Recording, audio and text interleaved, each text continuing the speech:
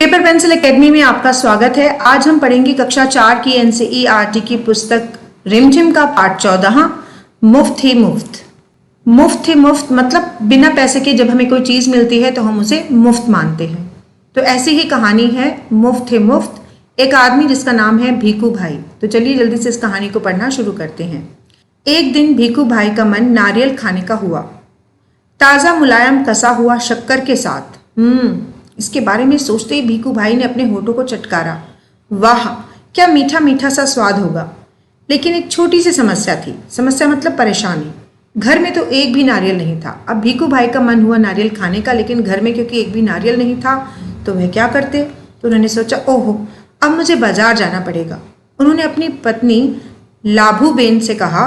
लाभू Ben अपने कंधे उचकाकर बोली, खाना है तो जाना है।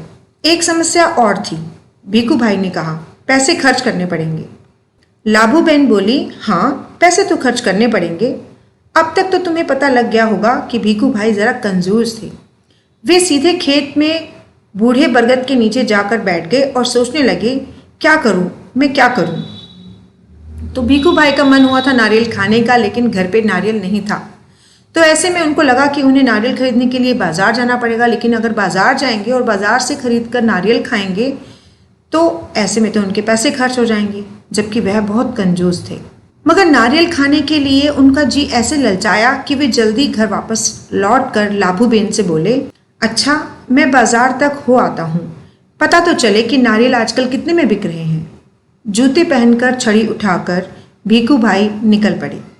बाजार में लोग अपने अपने कामों में लगे थे। भीखू भाई ने इधर उधर देखा, उधर कुछ उठाया और दाम पूछा। देखते पूछते वे नारियल वाले के पास पहुंच गए। ए नारियल वाले, नारियल कितने में दोगे? भीखू भाई ने पूछा। नारियल वाले ने कहा, बस 2 रुपए में काका। बस 2 रुपए? भीखू भाई ने आंखें फैलाकर कहा, बहुत ज्यादा है, 1 रुपए में दे दो। नारियल वाले ने कहा, ना जी ना, 2 रुपए सही दाम, ले लो या छोड़ दो। ठीक है, भीखू भाई बड़बड़ाए। अच्छा तो बताओ, 1 रुपए में कहाँ मिलेगा? नारियल वाले ने कहा, यहाँ से थोड़ी दूर जो मंडी है वहाँ शायद मिल जाए। सो भीखू भाई उसी तरफ चल पड़े। चलो देख लेते हैं, वे अपने आप से बोले। टहलने का एक मौका है और रुपए भर की बचत भी हो जाएगी। खुशी से घुरघुराते भीखू भाई ने छड़ी को जमीन पर थपथपाया। यानी कि वह छड़ी लेकर चलते थे तो छड़ी का सहारा उन्होंने जमीन पर लिया और वो खुशी से मंडी की तरफ चल पड़े, क्योंकि उन्हें नारियल के लिए 2 रुपए नहीं देने थे। वह बहुत सस्ते में नारियल खरीदना चाहते थे। इसीलिए उन्होंने सोचा कि नारियल वाला नारियल महंगा दे रहा है तो मैं क्यों ना मंडी में जाकर नारियल को सस्ते भाव में खरीद लूं। मंडी में कोलाहल फैला हुआ था, मतलब शोर शराबा फैला हुआ था। हर तरफ सब्जी तरकारी बिक रही थी, तो इसलिए काफी भीड़ थी और काफी लोगों का शोर वहां पर फैला हुआ था। व्यापारियों की ऊंची ऊंची आवाजें गूंज रही थी। बटाटा आलू, बटाटा आलू, कांदा प्याज, गाजर गाजर गाजर, गोभी बंद गोभी, गोभी बंद गोभी। माथे का पसीना पोंछकर भीखू भाई ने इधर उधर ताका मतलब इधर उधर देखा। नारियल वाले को देखकर पूछा, अरे भाई, एक नारियल कितने में दोगे? सिर्फ 1 रुपया काका। नारियल वाले ने जवाब दिया, जो चाहो ले जाओ, जल्दी। शूच है भाई, भीखू भाई ने कहा। यह क्या, मैं इतनी दूर से आया हूं और तुम पूरा 1 रुपया मांग रहे हो?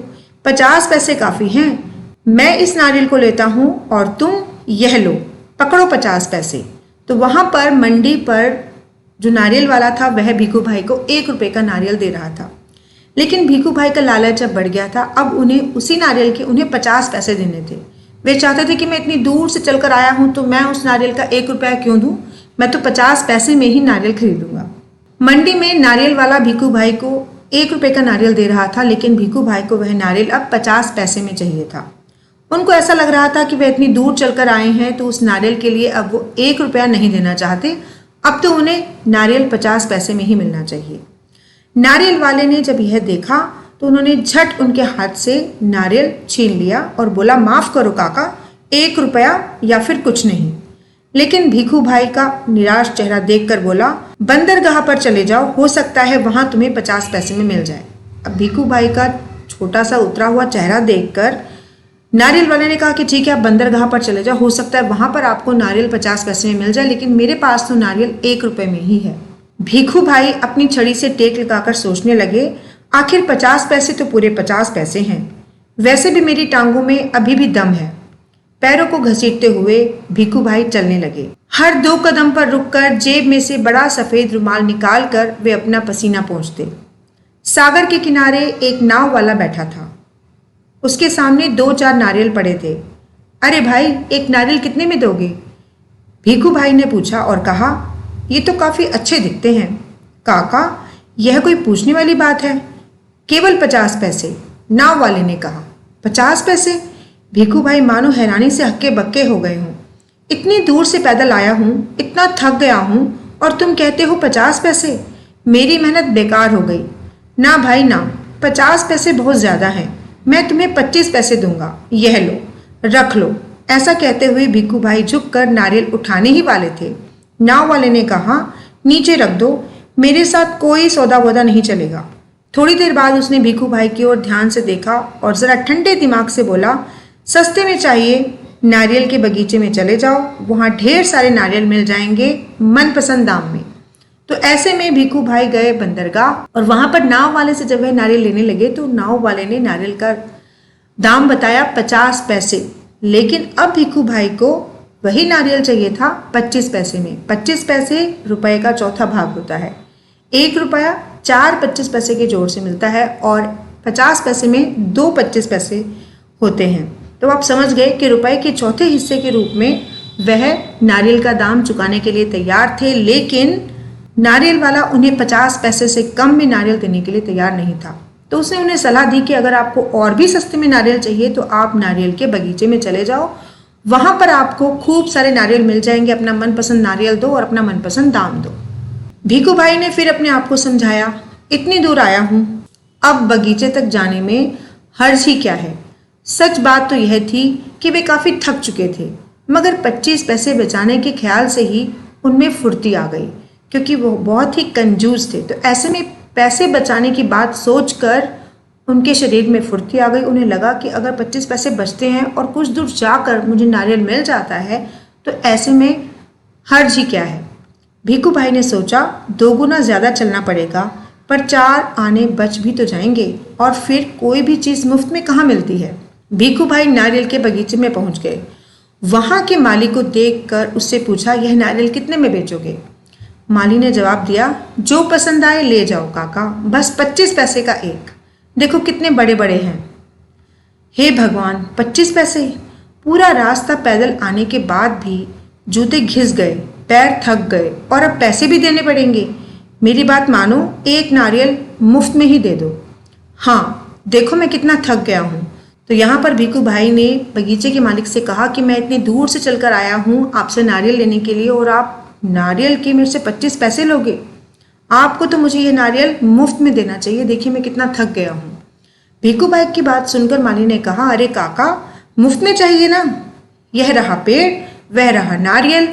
पेड़ पर चढ़ जाओ और जितने चाहो तोड़ लो, वहां नारियल की कोई कमी नहीं है। पैसे तो मेरी मेहनत के हैं। सच? जितना चाहूं ले लूं। भीखू भाई तो खुशी से फूले ना समाए। खुशी से फूले ना समाने का मतलब होता है बहुत खुश होना। जब उन्हें पता चला कि वह पेड़ पर चढ़कर अपना मनचाहा नारियल मुफ्त में ले सकते हैं तो ऐसे में उनकी खुशी का ठिकाना न रहा। मेरा यहाँ तक आना बेकार नहीं गया। उन्होंने जल्दी जल्दी पेड़ पर चढ़ना शुरू कर दिया। पेड़ पर चढ़ते चढ़ते भीखू भाई ने सोचा, बहुत अच्छे, मेरी तो किस्मत खुल गई। जितने नारियल चाहे तोड़ लूं और पैसे भी ना दूं, क्या बात है। भीखू भाई ऊपर पहुंच गए। फिर वे टहनी और तने के बीच आराम से बैठ गए और दोनों हाथों को आगे बढ़ाने लगे। सबसे बड़े नारियल को तोड़ने के लिए पैर फिसल गए। भीखू भाई ने एकदम से नारियल को पकड़ लिया। उनके दोनों पैर हवा में झूलते रह गए। ओह माँ, अब मैं क्या करूं? भीखू भाई चिल्लाने लगे। अरे भाई, मदद करो। उन्होंने नीचे खड़े माली से विनती की। माली ने कहा, वो मेरा काम नहीं काका, मैंने सिर्फ नारियल लेने की बात की थी। बाकी सब तुम्हारे और तुम्हारे नारियल के बीच का मामला है।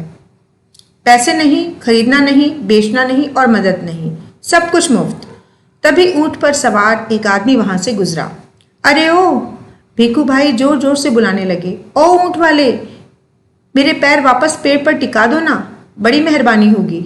ऊंट वाले ने सोचा, चलो मदद कर देता हूँ, मेरा क्या जाता है। ऊंट की पीठ पर खड़े होकर उसने भीखू भाई के पैरों को पकड़ लिया। ठीक उसी समय ऊंट को हरे हरे पत्ते नजर आए। पत्ते खाने के लालच में ऊंट ने गर्दन झुकाई और अपनी जगह से हट गया। बस वह आदमी ऊंट की पीठ से फिसल गया। अपनी जान बचाने के लिए उसने भीखू भाई के पैरों को कसकर पकड़ लिया। अब दोनों क्या करते, इतने में ही एक घुड़सवार आया। तो यहाँ पर भीखू भाई लटक गए नारियल के पेड़ से, और उसको बचाने के लिए जब उन्होंने ऊंट वाले से सहायता मांगी तो ऐसे में ऊंट वाला भी उनके साथ पेड़ पर लटक गया, क्योंकि ऊंट को खाने थे हरे हरे पत्ते, और ऐसे में दोनों की जान अब संकट में पड़ गई। उन्होंने एक घुड़सवार से वहां पर सहायता मांगी। उससे कहा, अरे संभालो छो। पेड़ से लटके दोनों पुकारने लगे, सुनो भाई, कोई बचाओ बचाओ। घुड़सवार को देखकर भीखू भाई ने दुहाई दी, ओ मेरे भाई, मुझे पेड़ पर वापस पहुंचा दो। 1 मिनट भी नहीं लगेगा, मैं घोड़े की पीठ पर चढ़कर इनकी मदद कर देता हूँ। यह सोचकर घुड़सवार घोड़े पर उठ खड़ा हुआ। लेकिन कौन कहता है कि घोड़ा ऊंट से बेहतर है। हरी हरी घास दिखाई देने पर तो दोनों एक जैसे ही है। घास के चक्कर में घोड़ा जरा आगे बढ़ा और छोड़ चला अपने मालिक को ऊंट वाले के पैरों से लटकते हुए। 1, 2 और अब तीनों के तीनों झूलते रहे नारियल के पेड़ से। काका काका, कस के पकड़े रहना। हाँ, घुड़सवार ने पसीना पसीना होते हुए कहा। जब तक कोई बचाने न आए कहीं छोड़ ना देना, मैं आपको 100 रुपए दूंगा। तो ऐसे में घुड़सवार ने भीखू भाई से कहा कि आप नारियल को छोड़िएगा मत, नहीं तो हम सब के सब नीचे गिर जाएंगे। काका काका, अब ऊंट वाले की बारी थी, और ऐसे में उसने कहा कि आप नारियल को छोड़िएगा नहीं तो हम गिर जाएंगे, और अगर आप नारियल को नहीं छोड़ते तो मैं आपको 100 रुपए दूंगा। काका काका, अब ऊंट वाले की बारी थी, मैं आपको 200 रुपए दूंगा, लेकिन नारियल छोड़ना नहीं। तो अब ऊंट वाले ने भी कहा कि काका आप नारियल छोड़िएगा नहीं, मैं आपको 200 रुपए दूंगा, क्योंकि दोनों की जान अब भीखू भाई के हाथ में थी। 100 और 200, बाप रे, 300 रुपए। भीखू भाई का सिर चकरा गया। इतना सारा पैसा। खुशी से उन्होंने अपनी दोनों बाहों को फैलाया और नारियल गया हाथ से छूट। ऐसे में इतने सारे पैसों का लालच उन्हें रास न आया, और उन्होंने जैसे ही अपने दोनों हाथों को फैलाया वैसे ही उनके हाथ से नारियल छूट गया और तीनों के तीनों धड़ाम नीचे गिरे। घुड़सवार, ऊंट वाला और भीखू भाई। भीखू भाई अपने आप को संभाल ही रहे थे कि एक बहुत बड़ा नारियल उनके सिर पर आ फूटा, बिल्कुल मुफ्त। उम्मीद है बच्चों आपको यह कहानी मुफ्त समझ में आई होगी। तो चलिए बने रहे पेपर पेंसिल एकेडमी के साथ। आज की इस वीडियो को अपना समय देने के लिए आपका बहुत बहुत धन्यवाद।